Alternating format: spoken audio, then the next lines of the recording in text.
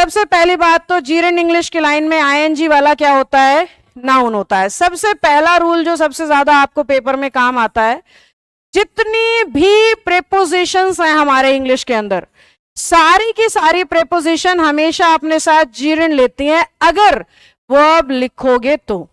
जहां पे भी आपको प्रेपोजिशन के बिल्कुल साथ वर्ब का इस्तेमाल करना है, वो वर्ब सिर्फ और सिर्फ आईएनजी वाली होनी चाहिए, और कोई भी वर्ब कभी भी प्रेपोजिशन के साथ यूज नहीं होती है। कैसे? बच्चों ने ना इस तरह की लाइन खूब सुनी होती हैं, शी इज फॉन्ड ऑफ, आगे डांसिंग, कुकिंग, ऐसा कुछ ना कुछ आपने सुन रखा होगा। कभी भी आपने she is fond of cook नहीं सुना होगा, she is fond of teach नहीं सुना होगा। हमेशा आपने सुना होगा she is fond of teaching, cooking, dancing, singing, playing, ऐसे मिलेगा। क्यों? क्योंकि ऑफ प्रेपोजिशन है। अगर इसके साथ वर्ब का फॉर्म लिखोगे तो पक्का कौन सा होना चाहिए, आईएनजी। पर मैं बार बार एक बात कह रही हूं, अगर वर्ब का फॉर्म लिखोगे तो, यानी कि अगर उसने लिख दिया she is fond of Sohan, तो सोहनिंग नहीं करेंगे हम। समझ गए? मतलब ऐसे नहीं रटना है कि प्रेपोजिशन के बाद तो आईएनजी आएगा ही आएगा। आएगा अगर वर्ब होगी तो। वर्ब है ही नहीं तो आईएनजी लगाएंगे कैसे? क्योंकि आईएनजी तो सिर्फ किस पे लगता है, वर्ब पे लगता है। क्या हमें पहली बात समझ में आ गई? श्योर हैं? पारस आप भी बताना बेटा, कनेक्शन बन रहा हो तो।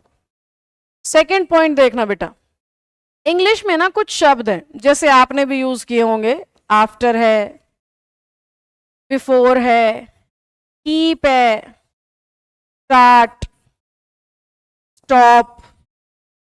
स्टार्ट और स्टॉप खूब आते हैं पेपर में, लाइक और डिसलाइक। अब ये शब्द इंग्लिश में कहीं भी यूज करोगे ना बेटा, तो इन्हें भी अपने साथ हमेशा जीरंड चाहिए होता है। इनके साथ अगर आप वर्ब को प्लेस करोगे तो पक्का क्या लेगी, वर्ब जीरंड लेगी। कैसे? देखो आपने सुना होगा टीचर्स के मुंह से, स्टॉप टॉकिंग, सुना है? स्टॉप के बाद टॉक नहीं बोलते, चैट नहीं बोलते, क्या बोलते हैं? Stop chatting, stop talking. तो टॉक पे आईएनजी लगने का कारण है स्टॉप।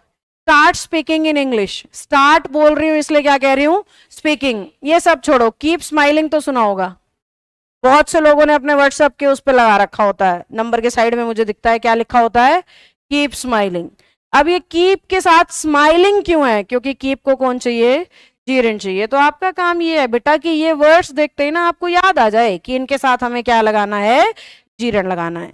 ये दो रूल सबसे ज्यादा आते हैं और इनमें से भी प्रेपोजिशन वाला रूल सबसे ज्यादा आता है। क्यों? क्योंकि प्रेपोजिशन 35 से 40 हैं, यानी ये अकेला रूल 35 से 40 तरीके के क्वेश्चन बना सकता है।